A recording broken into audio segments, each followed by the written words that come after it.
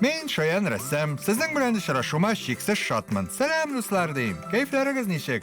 Rasm yasarga hazırmisiz? Ha? Men sizning bilan bugun zebra rasm yasarga bo'ldim. Shunga ko'ra oq qog'oz tayyorladim. Qora marker ham albatta endi bu yer uchun tusli qarandashlar. Ular bek yaxshi ishlangan bo'lsinlar. Shulay etib biz bugun zebra rasmini yasarga hazır. Zebra yasash uchun zo'r bo'lmagan tugarrak chizamiz. Tugarakka tutashtirib, mana shunday figura yasarmiz.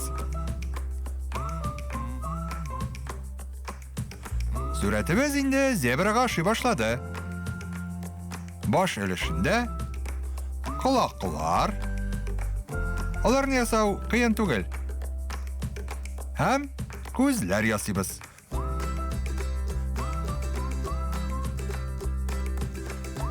Boshimiz endi tamomlandi desak-da bo'lar. Mo'ynin ham gavdasini ostdan tutashtiramiz. Gavdasi hazır. Oyoqlari. Oyoqlar kerak bit. Olg'a olishga 5 oyoq.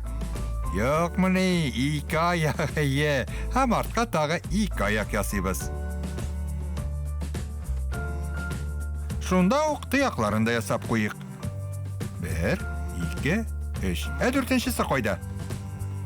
Olg'a olishini yasab qo'yik hali, mana shulay motor etib ko'tarib tursin. Quyruq. Hozir indagi ko'zlarining ishin qora marker bilan bo'yab, anga kirpiklar stik. Burun teshiklarida yasaymiz. Yilmayib turgan og'iz istaymiz.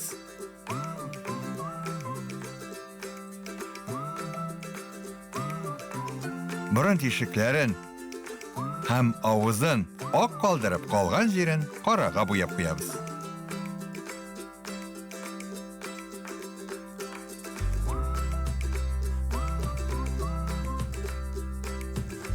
Quyrug'ini da yo'llar chizamiz.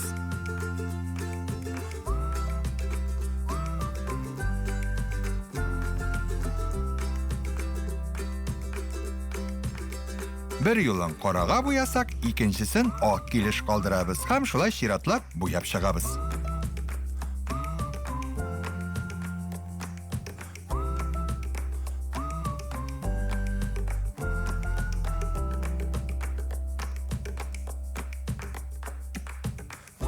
Haydagiz hali tuyoqlarini da qoraga bo'yib.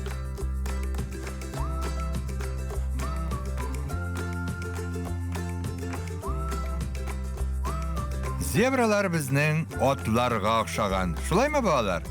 Otga o'xshatirishni tag'i narsa yetmay?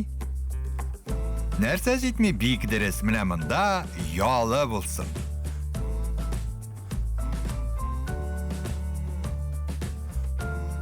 Shulay o'xsizliqlar chizib chiqamiz, ham shiratlashtirib, onni da qora marker bilan bo'yab qo'yamiz.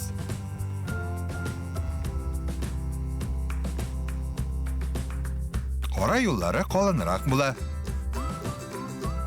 Ayoqasi bo'yalmay qolar. Mana endi motor rasm kelib chiqa. Va hozir endi gavdasini da biz figuralar tushirik.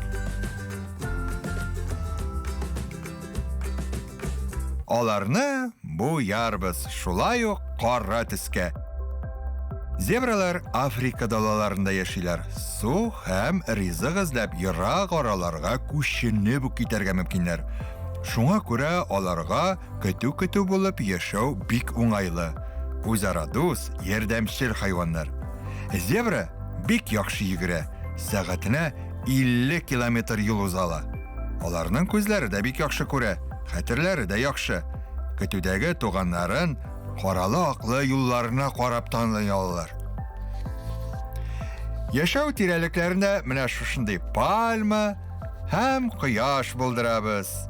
Palma kavsasini endi biz qarandosh olib bo'y boshlasak da bo'lar.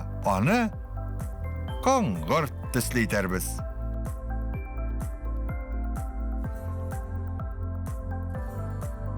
Bu palmada ko'rasizmi, ikki kokos yemishi o'sib o'tiradi. Алар үсә торсын, ә без зебраның колакларын, дөресрәге өчен алсу төскә һәм шулай ук борын тишекләрендә алсу төскә буйык. Менә инде мин алда әйткән, кокос чикләүкләренә дә чират җитте. Аны без шәмәхә төсле итәрбез.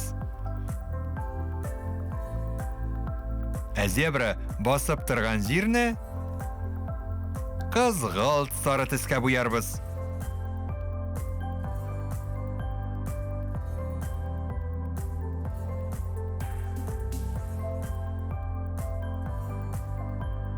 Балалар, пальманың яфраклары нинди була?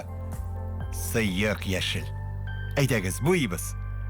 Менә шулай, яфракның читеннән чыкмаска тырышыгыз. Мин әйткәннәрне тыңласагыз, рәсемегез бик матур килеп чыгачак. Безнең бит балалар кояш буялмый калган. Әйдәгез аны да тизрәк сарыга буйык. Һәм ул зебраны җылытып торсын. Ә менә монда җир өстенә маркер белән түгәрәкләр һәм нокталар төртеп чыксак, ул безнең комлы ташлы җирне аңлатып торыр. Искиткеч рәсемебез әзер булды. Зебраның да күңеле күтәрелде. Ул үзенә үзе бик ошый булса кирәк. Сезгә дә ясаган рәсемегез ошыйдыр дип уйлап, киләсе очрашуларга кадәр сау булашам. Сау булыгыз!